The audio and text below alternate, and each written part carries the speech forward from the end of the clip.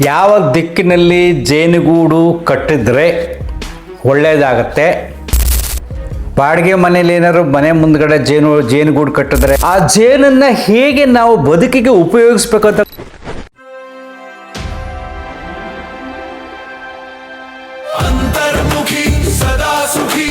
ನಮಸ್ಕಾರ ಸ್ನೇಹಿತರೆ. ಕೆಲವರು ಫೋನ್ ಮಾಡಿ ಕ್ವಶನ್ ಕೇಳಿದ್ದಾರೆ, ಇನ್ನು ಕೆಲವರು ಮೆಸೇಜ್ ಮಾಡಿದ್ದಾರೆ. ಜೇನುಗೂಡು ಮನೆ ಹತ್ರ, ಮನೆಯಲ್ಲಿ ಕೆಲವು ಸರಿ ಪೋರ್ಟಿಕೋದಲ್ಲಿ ಕಟ್ಟುತ್ತೆ.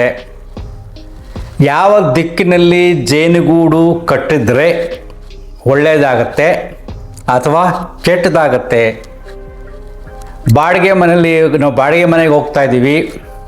ಬಾಡಿಗೆ ಮನೇಲಿ ಏನಾದ್ರು ಮನೆ ಮುಂದ್ಗಡೆ ಜೇನುಗೂಡು ಕಟ್ಟಿದ್ರೆ ನಮ್ಗೆ ಕೆಟ್ಟದಾಗತ್ತಾ? ಸ್ವಂತ ಮನೇಲಿದ್ರೆ ಏನಾಗುತ್ತೆ ಅನ್ನತಕ್ಕಂಥ ಪ್ರಶ್ನೆ ಬಂದಿದೆ ಸಹಜವಾಗಿ. ನೋಡ್ರಪ್ಪ, ಇಟ್ಸ್ ವೆರಿ ಸಿಂಪಲ್. ನಾನು ಚಿಕ್ಕದ್ರಲ್ಲಿದ್ದಾಗ ನಮ್ಮ ಹಳ್ಳಿನಲ್ಲಿ, ನಮ್ಮ ಮನೆಯಲ್ಲಿ ತೊಟ್ಟಿ ಮನೆ, ಕೊಟ್ಟಿಗೆ ಅಂತ ಕರಿತೀವಿ. ದನಗಳನ್ನು ಕಟ್ತೀವಲ್ಲ ಕೊಟ್ಟಿಗೆ, ಅಲ್ಲಿ ತಟ್ಟೆ ಅಂತ ಇಡ್ತೀವಿ, ರೇಷ್ಮೆ ಉಳೋದು. ಅಲ್ಲಿ ಜೇನು ಕಟ್ಟಿತ್ತು ಮನೆ ಒಳಗಡೆ. ಆಗ ತುಂಬ ಜನ ಶಾಸ್ತ್ರ ಹೇಳಿದ್ರು, ಅಯ್ಯೋ ತುಂಬ ಒಳ್ಳೆಯದಾಗುತ್ತೆ, ಹಾಗೆ ಹೀಗೆ ಮನೇಲಿ ಜೇನು ಕಟ್ಟಿದ್ರೆ ತುಂಬ ಒಳ್ಳೆಯದು ಅಂತ. ಅಷ್ಟರಲ್ಲಿ ಒಂದಷ್ಟು ಜನ ಅವರು ಇವರು ಭಿಕ್ಷೆಗೆ ಬರ್ತಿದ್ರು, ಈ ಕಾವಿ ಬಟ್ಟೆ ಹಾಕ್ಕೊಂಡು. ಮತ್ತು ಮುಸ್ಲಿಮ್ಸು ಕೂಡ, ಮುಲ್ಲಾಗಳವರೆಲ್ಲ ಭಿಕ್ಷೆಗೆ ಬರ್ತಿದ್ರು. ಅವರು ಹೇಳೋರು, ಓ ತುಂಬ ನಿಮ್ಮ ಮನೆಗೆ ಅದೃಷ್ಟ ಬರುತ್ತೆ ತಾಯಿ, ಹಾಗೆ ಹೀಗೆ ಅಂತ. ನಾನು ಅವಾಗಿಂದ ಸ್ಕೂಲ್ಗೆ ಹೋಗ್ತಾ ಇದ್ದೆ, 8th 9th ಆ ಲೆವೆಲಲ್ಲಿದ್ದೆ. ಆಗ ನಾನು ಸ್ವಲ್ಪ ಚೆನ್ನಾಗಿ ಒಳ್ಳೆ ತುಪ್ಪ ಮೊಸರು ಎಲ್ಲ ಅನ್ನ ತಿಂದು ತುಂಬ ಬ್ರೈಟಾಗಿದ್ದೆ. ಒಬ್ಬರು ಬಂದು ಹೇಳೋರು, ನಿಮ್ಮ ಮಗನಲ್ಲಿ ರಾಜಕಳೆ ಇದೆ, ತುಂಬ ಅದೃಷ್ಟ ಬರುತ್ತೆ, ಅದೇ ಟೈಮಲ್ಲಿ ಜೇನು ಕಟ್ಟಿದೆ ಅಂತ ನಮ್ಮ ಅಮ್ಮನಿಗೆಲ್ಲ ಹೇಳಿ ದೃಷ್ಟಿ ತೆಗಿಬೇಕು ಅಂತ ದೊಡ್ಡ ಮೊರ ಅಂತ ಕರಿತೀವಲ್ವ, ಅದರಲ್ಲಿ ತುಂಬ ಅಕ್ಕಿ ಹಾಕ್ಕೊಡೋದು, ಅಕ್ಕಿ ಹಾಕಿ ದೃಷ್ಟಿ ತೆಗೆದು ಅವ್ರು ಕೊಡೋದು. ನನಗೆ ಅವೆಲ್ಲ ಗೊತ್ತಿರಲಿಲ್ಲ, ಏನೋ ಮಾಡ್ತಾರೆ, ಮಾಡ್ಕೊಂಡು ಸುಮ್ಮನಿದೆ, ಎಲ್ಲ ಕಳ್ಳರು. ಸೊ ನಮ್ಮಮ್ಮ ಇವರೆಲ್ಲ ಹೇಳ್ತಾಯಿದ್ರು ಒಳ್ಳೇದಾಗುತ್ತೆ. ನಾನು ಕಾಯ್ತಾ ಇದ್ದೀನಿ. 1 ವರ್ಷ ನೋಡಿದೆ, ಜೇನು ಹಾಗೆ ಇತ್ತು. ಅದು ತಟ್ಟೆ ಹಿಂಗೆ ಇಟ್ಟಿದ್ರು, ಒಳಗಡೆ ಕಟ್ಟಿತ್ತು, ಹುಳುಗಳು ಹೋಗ್ತಾಯಿತ್ತು ಬರ್ತಾಯಿತ್ತು. ಅದು 1 ವರ್ಷಕ್ಕೆ ದೊಡ್ಡದಾಗ್ಬಿಡ್ತು, ಮುಂದಕ್ಕೆಲ್ಲ ಬಂತಲ್ಲ. ಆಗ ದನ ಇದ್ದದ್ದು ಏನು ಮಾಡ್ತು, ಬಾಲ ತಗಲ್ಬಿಟ್ಟು ಜೇನು ಎದ್ದುಬಿಟ್ಟು ಪಾಪ ಹಸುಗಳಿಗೆ ಚೆನ್ನಾಗಿ ಕಚ್ಬಿಡ್ತು. ಆಗ ನಾವು ಡಿಸೈಡ್ ಮಾಡಿದ್ವಿ, ಅದಷ್ಟು ತುಂಬ ತೊಂದರೆ ಆಗುತ್ತೆ ಅಂದ್ಬಿಟ್ಟು ರಾತ್ರಿನಲ್ಲಿ ತೊಗೊಂಡೋಗಿ ಹಿತ್ಲಲ್ಲಿ ಹಾಕಿ ಒಂದಷ್ಟು ಜೇನು ಕಿತ್ಕೊಂಡು ಬಟ್ಟೆ ಮುಖಕ್ಕೆಲ್ಲ ಸುತ್ಕೊಂಡು ಏನೇನೋ ಮಾಡಿ ಎಲ್ಲ ಬಿಸಾಕಿದ್ವಿ. 1 ವರ್ಷದಲ್ಲಿ ಯಾವುದೇ ಅದೃಷ್ಟ ಏನು ಬಂದಿಲ್ಲ. ಮಾಮೂಲಿ ನಾವು ರೇಷ್ಮೆ ಬೆಳೀತಿದ್ವಿ, ತೆಂಗಿನ ತೋಟ ಇತ್ತು, ವ್ಯವಸಾಯ ಮಾಡಬೇಕು, ಅದ್ರ ಬದುಕನ್ನು ಸಾಗಿಸ್ಬೇಕು. ಸೊ ಹೀಗೆ ಕೆಲವರು ಸುಳ್ಳುಗಳನ್ನು ಮೊದಲಿನ ಹೇಳ್ತಾರೆ. ಮನೆ ಮುಂದ್ಗಡೆ ಜೇನು ಕಟ್ಟಿದ್ರೆ ಕೆಟ್ಟದು ಅಂತ ಹೇಳ್ತಾರೆ.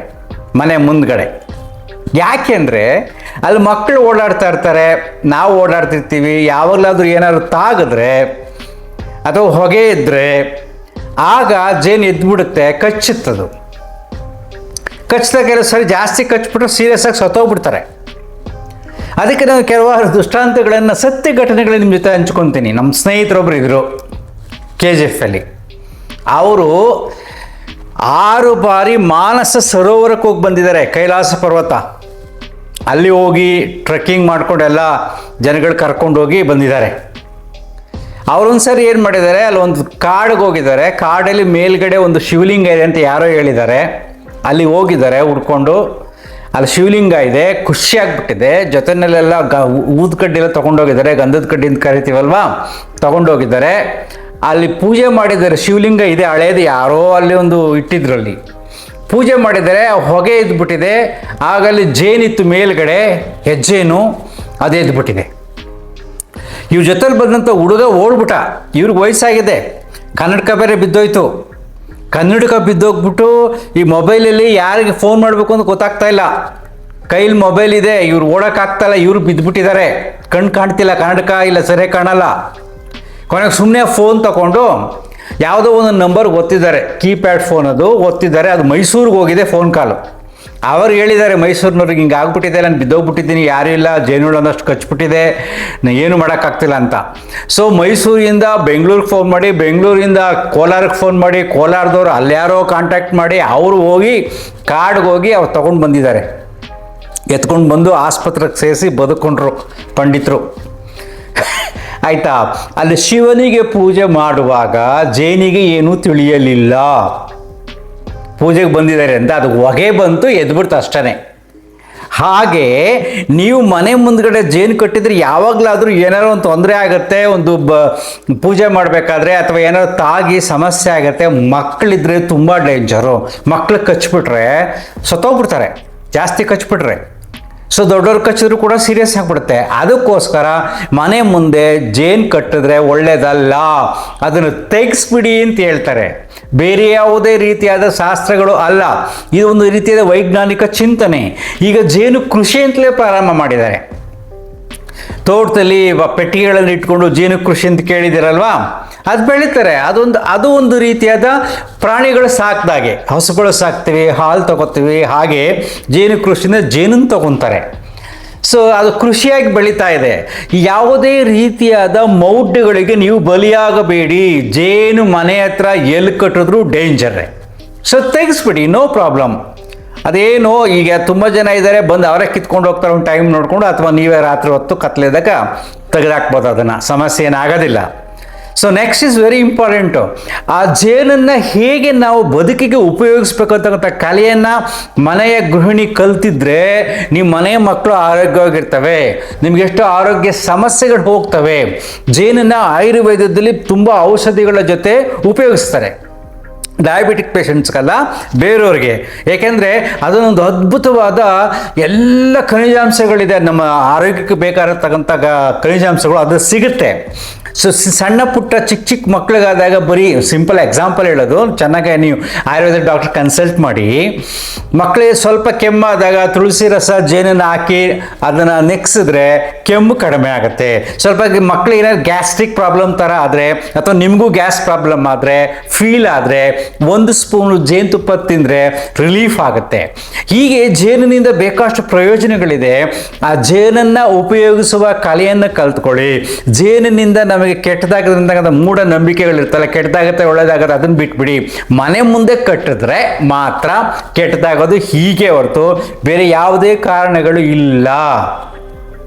ಇನ್ನೊಂದು ಮುಖ್ಯವಾಗಿ ನಿಮ್ಗೆ ಹೇಳ್ತೀನಿ ನೋಡಿ, ಕೆಲವಾರು ಘಟನೆಗಳನ್ನು ನಾನು ನೋಡ್ಕೊಂಡು ಬೆಳೆದಿದ್ದೀನಿ. ಎಷ್ಟೋ ಮನೆಗಳ ಮುಂದ್ಗಡೆ ದೊಡ್ಡ ದೊಡ್ಡ ಬಿಲ್ಡಿಂಗ್ಗಳಿರ್ತಾವೆ ನೋಡಿ, ಅಲ್ಲಿ ಮೇಲೆಲ್ಲ ದೊಡ್ಡ ದೊಡ್ಡದಾಗಿ ಕಟ್ಟಿರ್ತವೆ. ಅವಕ್ಕೇನು ಸಮಸ್ಯೆ ಮಾಡಿಲ್ಲ ಅಂದರೆ ಅವೇನು ಬರೋದಿಲ್ಲ, ಆವಾಗ ಬಂದು ನಮ್ಗೆ ಕಚ್ಚೋದಿಲ್ಲ.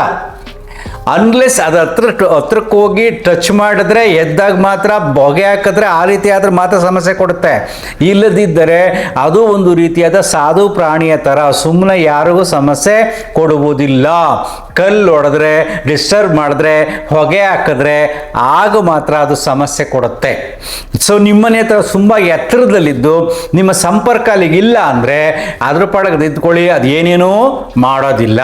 ಆದರೆ ಯಾರು ಸಮಸ್ಯೆ ಕ್ರಿಯೇಟ್ ಮಾಡಿದ್ರೆ ಆಗ ತುಂಬ ಡೇಂಜರ್.